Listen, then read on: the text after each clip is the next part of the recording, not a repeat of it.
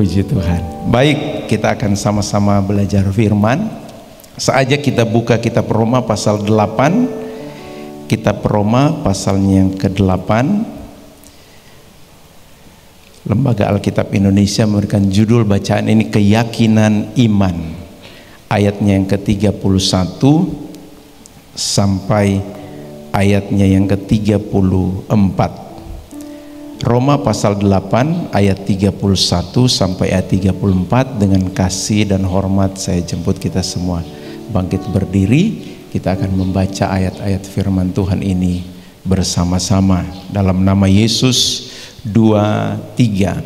Sebab itu apakah yang akan kita katakan tentang semuanya itu?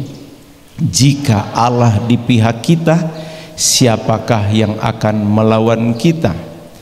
Ia yang tidak menyayangkan anaknya sendiri, tetapi yang menyerahkannya bagi kita semua, bagaimanakah mungkin ia tidak mengaruniakan segala sesuatu kepada kita bersama-sama dengan Dia? Siapakah yang akan menggugat orang-orang pilihan Allah? Allah yang membenarkan mereka. Siapakah yang akan menghukum mereka? Kristus Yesus yang telah mati, bahkan lebih lagi yang telah bangkit, yang juga duduk di sebelah kanan Allah, yang malah menjadi pembela bagi kita. Puji Tuhan, silakan duduk. Bapak Ibu yang dikasihi oleh Tuhan Yesus Kristus, sebagai anak Tuhan kita diberikan sebuah password, ya. Kalau kita punya gadget, kita punya handphone, kita punya laptop, banyak kali itu orang pakai password. Supaya apa? Supaya bisa buka aplikasinya. Nah, sebagai anak Tuhan kita diberikan password. Apa password itu? Percaya. Yohanes 3 ayat 16 berkata, barang siapa percaya, ia tidak binasa, melainkan beroleh hidup yang kekal. Percaya ini saat ini saya hubungkan dengan keyakinan iman. Haleluya. Keyakinan iman kita sebagai anak-anak Tuhan, bahwa ayat sebelumnya dalam kitab Roma 8 yang kita baca tadi, ada ayat yang sangat terkenal berkata, sebab Allah turut bekerja dalam segala sesuatu. Ya, dalam terjemahan lama saya baca, semua hal bekerja bersama-sama. Artinya apa? Segala situasi, kondisi yang terjadi di sekitar kita, saya percaya bukanlah kebetulan. Katakan amin. Tuhan sementara merenda melakukan hal-hal yang ajaib luar biasa. Tetapi memang sebagai manusia kita sangat terbatas. Kita sangat terbatas memahami betapa ajaibnya Tuhan bagi kita. Amin. Sebab itu Bapak Ibu yang dikasihi oleh Tuhan Yesus Kristus, saat ini izinkan saya membagikan beberapa kebenaran yang saya renung-renungkan di masa Natal ini, bahwa betapa ajaibnya perbuatan Tuhan bagi kita. Ya, saya kasih penekanan di ayatnya yang ke-32. Alkitab bilang begini, ayatnya yang ke-32, di dalam nama Tuhan Yesus terbukalah. Roma 8 ayat 32. Ia yang tidak menyayangkan anaknya sendiri, tetapi yang menyerahkannya bagi kita semua. Katakan amin. Kalimat ini meneguhkan hati saya dalam perenungan-perenungan dalam berbagai macam keadaan kehidupan, dalam berbagai macam pergumulan, doa-doa yang Tuhan belum jawab. Ayat ini memberikan keyakinan di hati saya bahwa Tuhan kita telah membuktikan bahwa Dia sangat mengasihi kita. Katakan amin. Haleluya. Tuhan kita telah membuktikan bahwa Dia memberi pemberian terbaik di hidup kita. Apa yang diberikan? Alkitab berkata bahwa yang diberikan itu adalah, kita lihat Yohanes 3 ayat 16, yang diberikan itu adalah anaknya yang tunggal dengan landasan kasih yang begitu besar. Efesus pasal 3 ayat 18, kalau bisa dibantu. Efesus pasal 3 ayat 18, Alkitab bilang begini, ini doa Rasul Paulus. Aku berdoa supaya kamu bersama-sama dengan segala orang kudus dapat memahami betapa lebarnya dan panjangnya dan tingginya dan dalamnya kasih Kristus. Amin. Ada seorang pujangga berkata, kalau semua pohon di dunia ini dijadikan pena dan luasnya bumi ini, daratan lautan dijadikan kertas, maka tidak akan cukup menulis kebaikan Tuhan. Haleluya. Tuhan begitu baik bagi kita. Amin. Saya mau konfirmasi apakah PowerPoint saya bisa terbuka. Oke, sebentar diusahakan ya. Saya tulis di sini bahwa pemberian Allah itu, dia punya kuantitas itu besar. Semua boleh bilang besar. Memang bagi kita orang Manado, kalau bilang besar, orang dia bilang apa? Kong kacili jo. Nah, artinya apa? Besar sekali. Ya, tetapi maksud besar saya itu seperti itu. Kong kacili jo, itu kasih Tuhan. Amin. Alkitab berkata dia mengasihi kita dengan kasih agape. Wah, kasih yang tanpa syarat, ya, kasih yang rela berkorban. Itu yang Tuhan berikan kepada kita. Katakan amin. Kemudian 1 Petrus 1 ayat 18 sampai 19. 1 Petrus 1 ayat 18 sampai 19, Alkitab bilang begini. Sebab, boleh orang baca sama-sama? Sebab kamu tahu bahwa kamu telah ditebus dari cara hidupmu yang sia-sia yang kamu warisi dari nenek moyangmu itu, bukan dengan barang yang fana, bukan pula dengan perak atau emas, melainkan dengan darah yang mahal, yaitu darah Kristus yang sama seperti darah anak domba yang tak bernoda dan tak bercacat. Di slide saya ini saya tulis pemberian Allah itu selain kuantitasnya besar, kualitasnya satu-satunya. Haleluya. Satu-satunya ini juga bukan satu-satunya yang sisa, tetapi satu-satunya ini adalah satu-satunya yang terbaik. Katakan amin. Ya, kita tentu sangat menghargai ya orang-orang, keluarga kita, orang tua kita yang punya banyak andil di hidup kita. Kenapa? Tentu banyak kebaikan-kebaikan kalau kita duduk merenung, oh bukan main. Itu kebaikan-kebaikan orang tua. Walaupun ada anak-anak, kalau dia lagi marah, kecewa, dia kadang-kadang bilang, mama atau papa enggak sayang pak kita. Aduh, kalau orang tua dengar itu, pasti itu hati tersayat-sayat. Toh, masa enggak sayang? Ada orang Manado bilang kalau mama dan papa enggak sayang, dari kecil mama soramas pangana. Toh, kenapa? Aduh, di masa kecil tentu kita banyak merepotkan orang tua.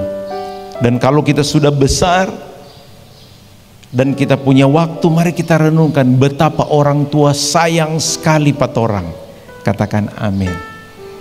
Saya selalu dengar kata-kata orang tua bahwa semua yang dilakukan ini untuk siapa kok? Kalau kita perdalam, untuk siapa? For anak-anak. Wah, luar biasa.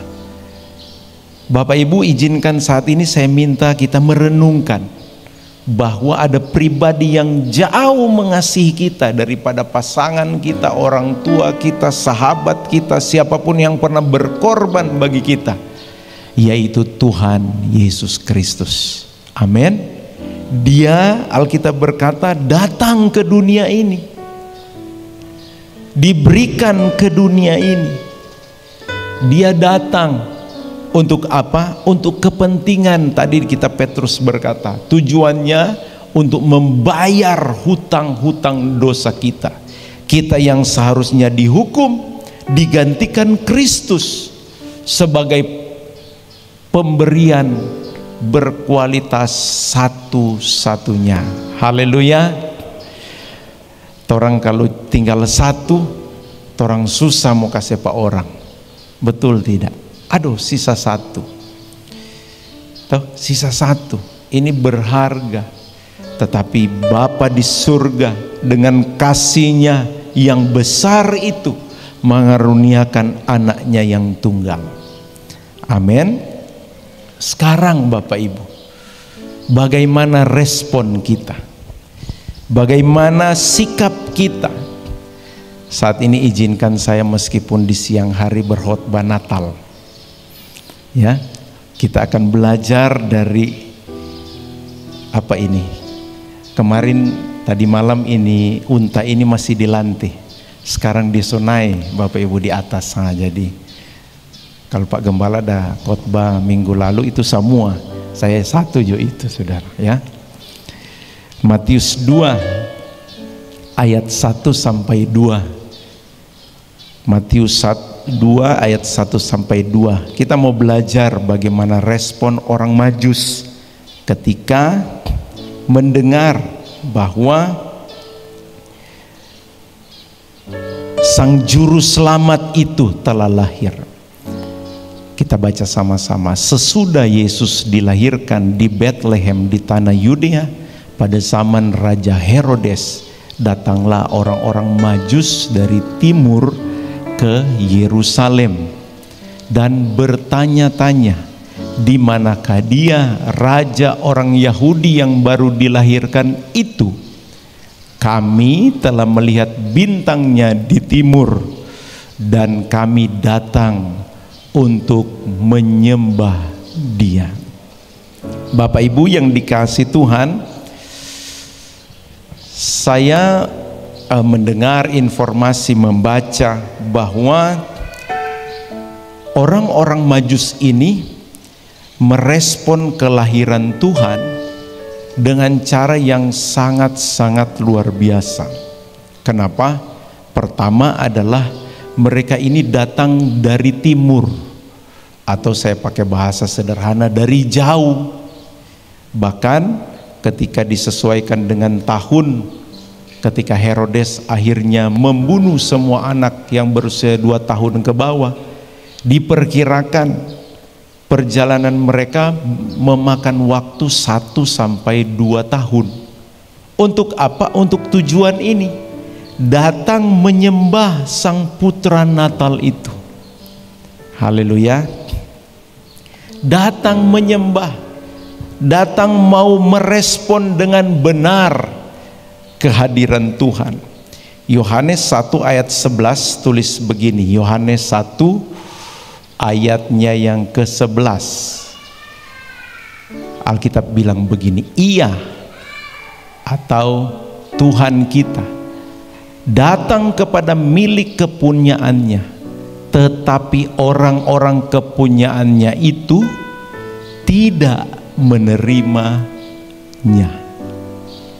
Bapak Ibu, kalau kita dengar-dengar khotbah Natal, kita baca kisah Natal di Alkitab, kehadiran Tuhan Yesus itu sudah dinubuatkan lama sebelumnya. Amin. Sudah dibilang-bilang. Bahkan ketika orang Majus ini datang dan Raja Herodes mendengar kabar ini, Herodes kumpulkan para ahli kitab, para ahli Taurat untuk tanya, apakah benar ada raja yang akan dilahirkan? Kemudian ada konfirmasi, iya betul, di Bethlehem. Tetapi apa yang terjadi?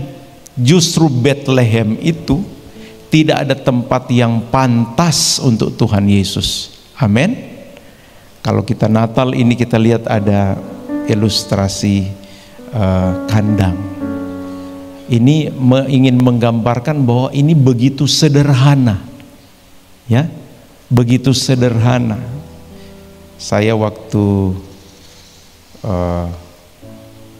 beberapa tahun setelah menikah, saya akhirnya tahu di dekat rumah saya itu ada balai bersalin. DP nama kalau orang Girian tahu itu Balai Kia. Balai Kia. Sekarang Bapak Ibu ini lagi dibangun rumah sakit yang cukup megah. Tapi dulu itu bangunan yang sederhana. Kemudian saya bilang sama istri saya, nanti kalau orang pe anak mau lahir di sini Joy supaya dekat. Jujur waktu itu Bapak Ibu istri saya kurang senang. Masa mau lahir di sini?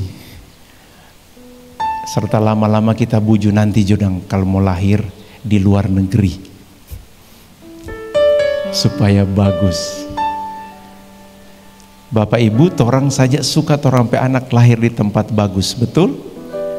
Tapi Tuhan Yesus Bapak Ibu tidak ada tempat. Alkitab berkata tidak ada tempat bagi dia. Semua penginapan penuh. Karena Maria dan Yusuf itu orang Bethlehem, sebenarnya pulang sebenarnya dia ada om, ada tante, ada opa, oma, anak bersaudara dan lain sebagainya. Dorang pe rumah pun tertutup untuk Yesus.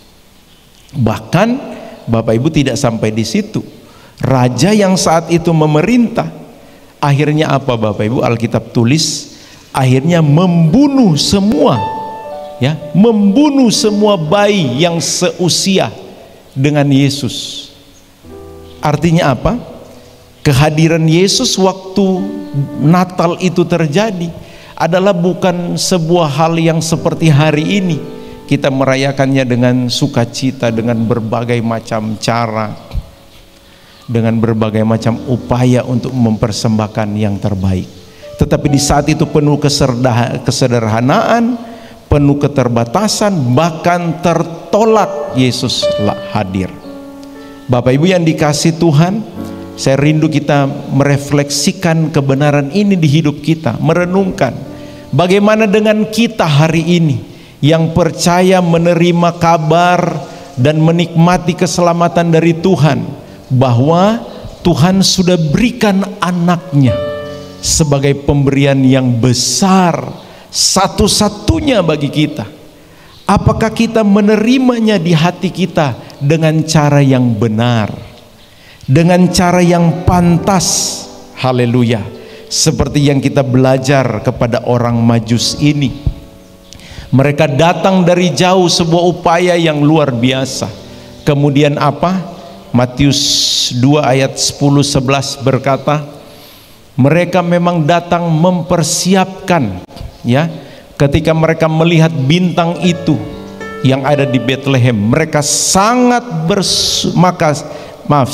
bersukacitalah mereka. Ayat 11, maka masuklah mereka ke dalam rumah itu dan melihat anak itu bersama Maria ibunya, lalu sujud menyembah dia. Mereka pun membuka tempat harta bendanya dan mempersembahkan persembahan kepadanya, yaitu emas, kemenyan, dan mur. Bapak Ibu yang dikasihi oleh Tuhan Yesus Kristus, orang Majus ini datang bukan dengan tangan kosong, tapi Alkitab berkata mereka datang bawa harta. Ya, minta maaf, ini tidak jelas. Ya, mereka bawa emas, mereka bawa kemenyan, mereka bawa mur. Saya bilang di satu tempat, ini bukan mur mur 8, 10, 12, 14, 17, bukan mur dia pakai di baut. Tetapi ini mur ini adalah getah ya, pohon yang sangat-sangat harum sampai dipakai untuk apa? Untuk mengalahkan bau ya dari jasad. Betapa harumnya. Emas, orang so tahu sama-sama ini barang mahal ya, barang mahal. Kemenyan ya, ini sama juga dengan mur, menghadirkan wangi-wangian. Saya fokus dengan renungan saya tentang ini persembahan yang memiliki kuantitas dan memiliki kualitas. Amin. Haleluya. Ini mahal, emas hari ini sangat lumayan ya harganya. Dengan berbagai macam teknologi pertambangan yang luar biasa. Apalagi di zaman dulu Bapak Ibu, ini sesuatu yang sangat-sangat langka. Saya kasih kesimpulan Bapak Ibu, ini persembahan ini adalah persembahan yang memiliki kuantitas dan memiliki kualitas. Amin. Haleluya. Emas, haleluya. Wow. Saya tulis emas ini mewakili kuantitas. Kuantitas artinya kalau dapat lihat emas, kalau jadi uang mahal. Kemenyan dan mur ini saya mengkategorikan sesuatu yang memiliki keharuman, sesuatu yang menyenangkan. Saya tulis ini berkualitas tinggi. Wah, haleluya. Saya mau masuk pada 2 pelajaran. Pertama dari Roma 12. Roma 12 ayat 1. Atau kita turun dulu Roma 11 ayat terakhir. Roma 11 ayat terakhir. Sebab segala sesuatu adalah dari Dia dan oleh Dia dan kepada Dia, bagi Dialah kemuliaan sampai selama-lamanya. Katakan amin. Semua yang kita nikmati, miliki hari ini, apalagi hal yang sangat-sangat indah, yaitu anugerah keselamatan, itu adalah sesuatu yang sangat-sangat berharga. Tuhan juga anugerahkan kita rumah tangga, Tuhan anugerahkan kita keluarga, Tuhan anugerahkan kita berbagai macam pemberian. Haleluya.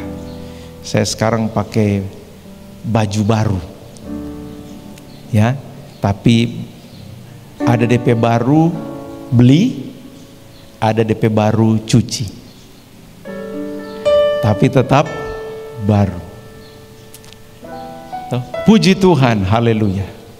Kebanyakan pendeta-pendeta bilang kebanyakan Casio. Apa itu Casio? Dikasih orang. Haleluya. Cuma ada satu yang kita ada beli sendiri, tapi rahasia.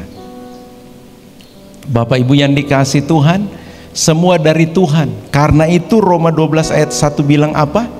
Bagaimana kita menghormati semua kebaikan Tuhan? Alkitab bilang, karena itu saudara-saudara, demi kemurahan Allah, aku menasihatkan kamu supaya kamu mempersembahkan apa? Tubuhmu. Haleluya.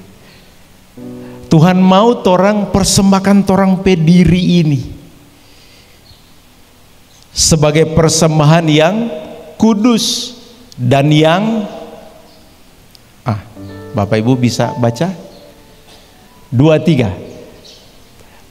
Pertama, persembahan yang hidup, yang dan yang kepada Allah. Itu adalah ibadahmu yang sejati. Amin. Tuhan mau kita persembahkan tubuh kita ini.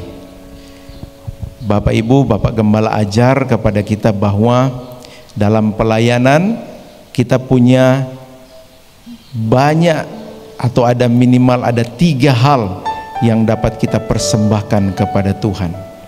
Paling tidak adalah apa? Doa kita. Amin. Amin. Doa. Kemudian apa? Daya. Kemudian kalau Tuhan kasih berkat, ada apa? Dana. Tuhan mau orang hidup ini dipersembahkan kepada Tuhan. Saya, Bapak Ibu, merenungkan ini dan saya mendapati bahwa Tuhan mau orang persembahan tubuh ini adalah persembahan yang menjadi ibadah kita kepada Tuhan. Ya, kita kasih tubuh kita, hidup kita ini kepada Tuhan. Amin. Tuhan minta orang bawa orang hidup. Di kitab Taurat Tuhan ajar bahwa semua orang Israel itu harus beribadah. Harus beribadah. Kalau tidak beribadah, hukumannya saya baca di kitab Perjanjian Lama, itu dirajam, dilempar dengan batu sampai mati. Kalau orang tidak beribadah, Tuhan kasih wajib orang beribadah. Kita tentu di ruangan ini sudah datang bawa tubuh kita, hidup kita, kita bawa kepada Tuhan. Amin. Tapi karena ini kita bicara kuantitas dan kualitas, kita bukan sekedar bawa tubuh kita apa adanya. Tuhan mau hidup kita ini kudus. Semua bilang kudus. Haleluya. Arti sederhana dari kudus ini adalah dikhususkan untuk Tuhan. Alkitab berkata, entah engkau makan atau minum, lakukanlah semua untuk memuliakan Tuhan. Saya merenungkan itu, apa maksud Tuhan? Saya dapati kitab Kolose berkata, apapun yang kamu perbuat, lakukan seperti untuk Tuhan, bukan untuk manusia. Semua daya, karya yang kita lakukan, kita melakukan itu untuk Tuhan. Amin. Orang berumah tangga, orang melakukannya untuk memuliakan Tuhan. Amin. Orang bekerja, berkarya, studi, orang punya motivasi itu adalah supaya Tuhan dimuliakan. Amin. Memang ini tidak mudah, tetapi Tuhan mau orang belajar. Haleluya. Makanya kita dinamakan murid. Apa makna dari murid? Kita mau belajar. Amin. Haleluya. Biasanya kadang-kadang kan kalau ada istilah burung taung, tuh burung taung. Kalau dulu masih burung taung, sekarang kalau boleh jadi burung bulan. Oh, kita burung bulan. Nah, jadi dari burung bulan jadi burung minggu. Oh, kita burung minggu. Kalau boleh jadi burung gereja.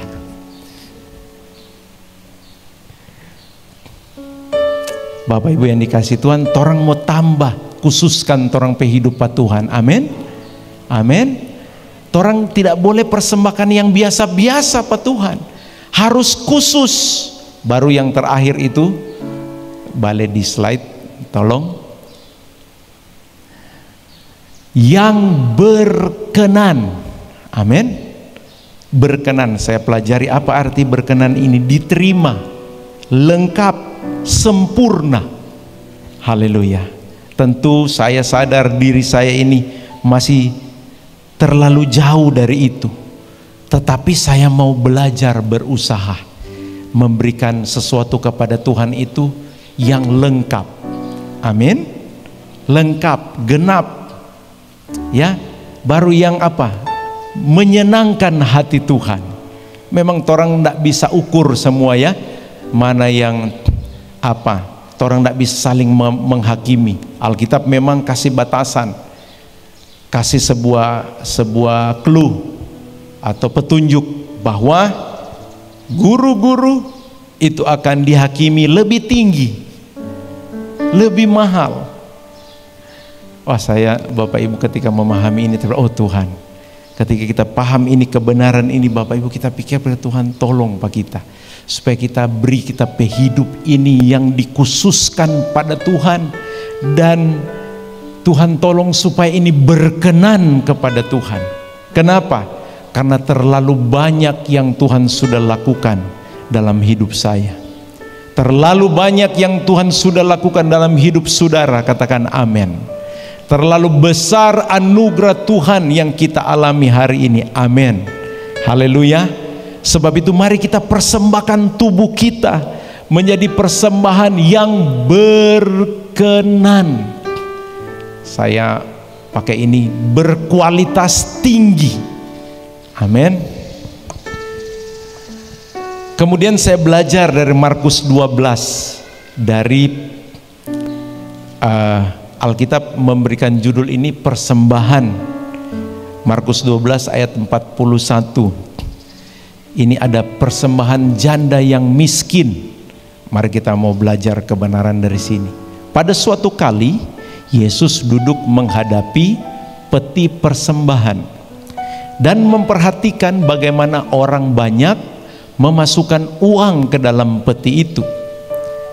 Banyak orang kaya memberi apa di sini? Jumlah yang besar. Nah, jadi ternyata Tuhan Yesus juga jalia, kecil atau besar. Amin. Tapi Bapak Ibu, ayat ini tidak berhenti. Mari kita lihat terus. Lalu datanglah seorang janda yang miskin. Saudara perhatikan latar belakang dari pemberi ini.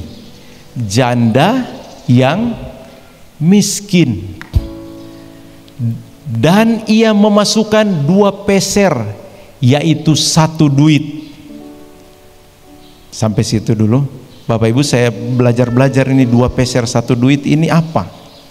Ternyata ada catatan bahwa 2 peser 1 duit ini dalam Matius 10 ayat 29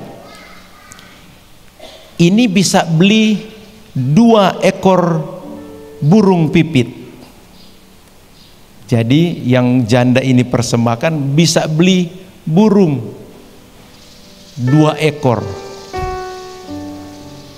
Saya tidak tahu di mana jual ini, tetapi saya dapat data bahwa ini burung pipit ini adalah burung yang burung yang tidak terlalu disukai orang. Bahkan saya baca persembahan kepada Tuhan bisa burung, tetapi burung merpati, bukan burung pipit. Jadi memang ini persembahan janda ini, saya dapat lagi sebuah catatan bahwa ini 2 peser seduit ini adalah ukuran mata uang paling kecil di saat itu Bapak Ibu, paling kecil. Sehingga bisa saya simpulkan bahwa pemberian janda ini memang sedikit. Amin.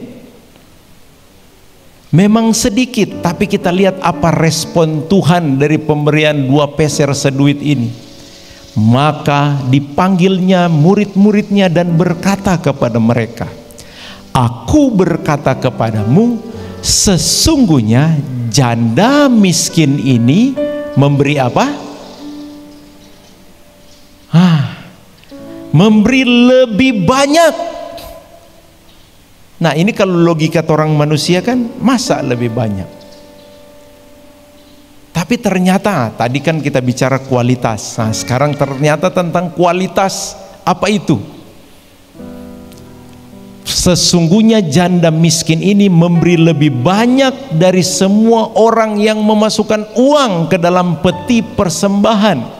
Kenapa ayat 44? Sebab mereka semua memberi dari kelimpahannya, tetapi janda ini memberi dari kekurangannya. Semua yang ada padanya, yaitu seluruh nafkahnya. Haleluya. Oh, luar biasa Bapak Ibu yang dikasihi Tuhan. Tuhan memberi penilaian bukan saja pada kuantitas, tetapi kepada kualitas. Dan saya hubungkan dengan kitab Roma tadi bahwa Tuhan itu berkenan pada kualitas, bukan saja kuantitas. Amin. Haleluya. Meski Bapak Ibu yang dikasih Tuhan, orang kalau belajar Alkitab mesti kasih lengkap. Toh itu persembahan hidup, kudus, berkenan. Ini sebenarnya saya pahami dalam level-level yang Tuhan mau orang bertumbuh. Ya, orang makin lama makin bertumbuh kepada Tuhan. Tetapi luar biasanya Tuhan adalah Dia menerima kita apa adanya. Amin. Kalau kita belum bisa kasih berkenan, mari kasih yang kudus pada Tuhan. Amin. Kalaupun kudus itu masih orang dia berjuang dengan orang pehidup masa lalu, mari kasih orang pehidup Pak Tuhan. Amin. Datang Pak Tuhan. Ada orang saking dia rasa berdosa, dia takut sekali datang berdoa, datang beribadah. Salah Bapak Ibu. Justru kalau orang rasa kurang, mari orang bawa orang pehidup Pak Tuhan. Amin. Karena Yesus pernah berkata, aku datang bukan untuk orang benar, aku datang untuk orang berdosa. Bapak Gembala banyak kali mengulangi, gereja kita adalah gereja di mana bukan tempat penghakiman, tetapi tempat kita saling membangun, saling menasehati. Amin. Semakin giat melakukannya, semakin giat beribadah. Amin. 2024 kita sudah beribadah, kita sudah melayani. Tuhan mau 2025 mari kita beri lagi yang lebih baik lagi bagi Tuhan. Amin. Kita taruh komitmen di hati kita, saya mau beri yang terbaik. Mungkin Bapak Ibu melihat diri masing-masing, bandingkan dengan orang lain. Oh Tuhan, kita boleh bikin apa? Belajar dari janda yang miskin ini, kata Alkitab. Dia beri apa yang ada padanya. Amin. Bapak Ibu mohon maaf, kalaupun Bapak Ibu punya uang di saku Bapak Ibu atau di rumah Bapak Ibu tinggal itu kecil, aduh orang mau bilang apa kita kasih persembahan begini. Tidak apa-apa Bapak Ibu, yang penting orang beli itu memang dari ketulusan dan memang sisa itu. Amin. Kecuali Bapak Ibu ada yang besar kontorang tukar di warung. Haleluya. Banyak di sekitar gereja tapi bukan di sini. Di gereja-gereja lain itu banyak warung buka hari Minggu. Kenapa? Jual gula-gula. Kenapa? Mau tukar. Haleluya. Haleluya. Bapak Ibu, kita belajar ini 2 peser seduit ini, kita cari terus Bapak Ibu. Kong kita dapat satu keterangan bahwa mata uang paling kecil ini bernilai 1/16 dinar. 1 dinar gaji 1 hari. Toh? Taruh kata jo 100.000 1 hari. Berarti kalau 1/16 dari 100.000 berapa?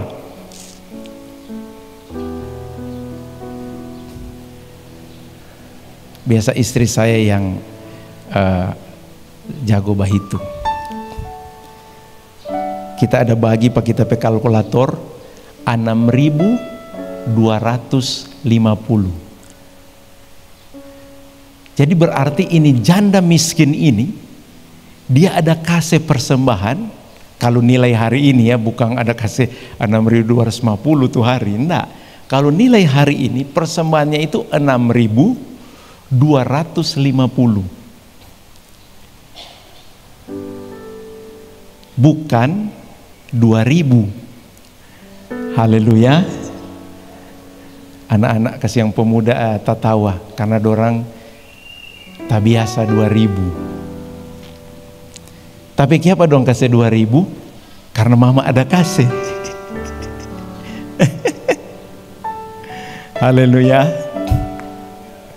Saya Bapak Ibu mau khotbah ini, kita yakin Pak Gembala kita berpikir Pak Gembala belum sepenuhnya setuju, tapi kita berani jo.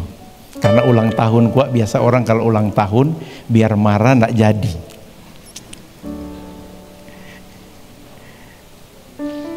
Oh Pastor Dev semua baba singgung pada orangnya, ndak.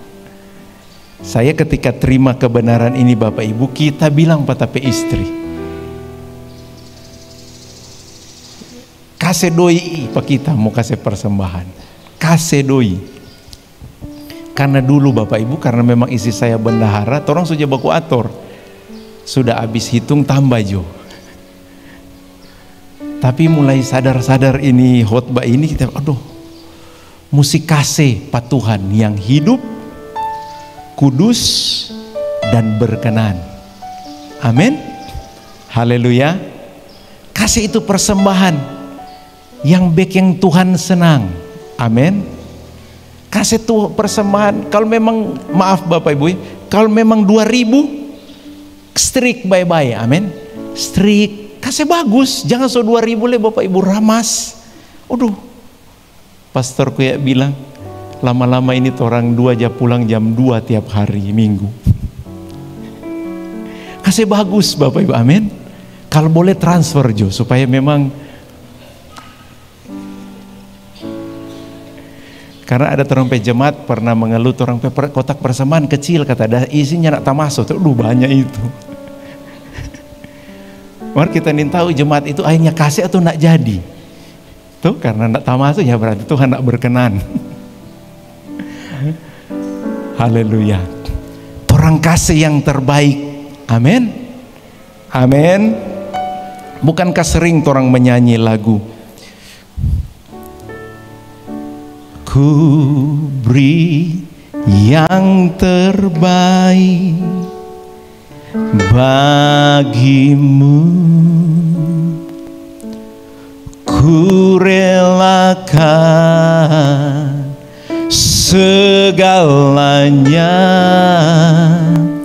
yang terbaik bagimu. Senap hatiku dan senap jiwaku. Haleluya. Saudara, kita mau berkomitmen beri yang terbaik bagi Tuhan. Amin. Jemaat DTC mau bertumbuh memberi yang terbaik bagi Tuhan. Amin. Sekali lagi saya kasih penekanan bahwa Tuhan melihat nilai, yes. Tetapi yang Tuhan lebih dalam lagi menyelidiki. Saya Bapak Ibu cari itu kata yang Tuhan pakai untuk mengindahkan persembahan Habel. Kang Pak Gembala, Habel Kang, Kain yang ditolak, Habel yang diterima. Kata mengindahkan itu kita cari DP kata itu adalah Tuhan menatap, Tuhan tatap dang, pakai gaze. Tuhan menatap, memperhatikan. Haleluya. Bapak Ibu, saya rindu kita menjadi jemaat yang bertumbuh dalam Tuhan. Amin. Bahwa kita mau belajar memberikan hidup kita pada Tuhan. Kalau ada berkat pemberian kita, mari kita mau beri yang berkualitas kepada Tuhan. Haleluya.